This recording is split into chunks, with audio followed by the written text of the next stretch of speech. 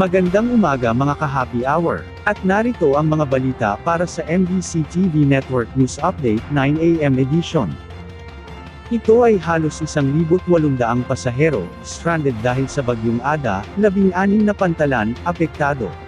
Ating panuurin sa MBC TV Network News ni Rovic Manuel.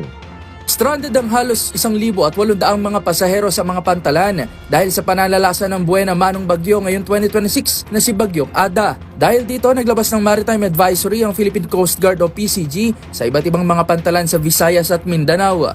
Ilan sa minomonitor ng PCG ay ang mga sumusunod. Sa Eastern Visayas, tulad na lang ng Port of San Juan, St. Bernard, Benit, Magallanes Triana Port, Padre Burgos, Maasin, Santa Clara, Dapdap, Look at Bato. Sa mga nabanggit, tinatayang nasa 972 ang mga pasaherong na-stranded mula sa alas 4 hanggang alas 8 ng umaga kanina. Narito naman ang mga pantalang apektado sa Bicol. Ilan ring mga pantalan ang under monitoring ng PCG sa Northeastern Mindanao. Sa kabuuan, nasa 16 na mga pantalan ang naapektuhan ng bagyo na nagresulta sa 1,788 na mga pasahero, 573 rolling cargos at 11 vessels ang na-stranded habang 18 vessels rin ang pansamantalang inilikas.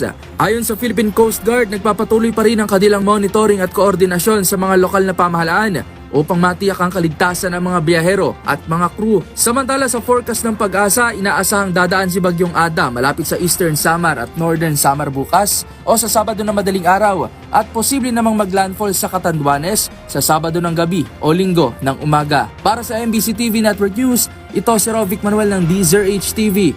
Una sa Pilipinas, una sa Pilipino.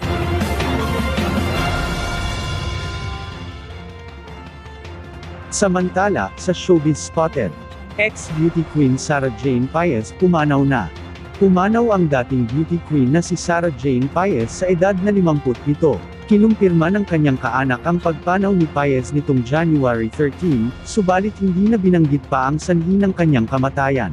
Si Paez ay kinoronahang binibining Pilipinas Universe noong 1989 at naging sumabak sa Miss Universe 1989 na ginanap sa Cancun, Mexico. Sa social media post ng Binibining Pilipinas Charities Incorporated, ay binigyang pugay nila si Paez.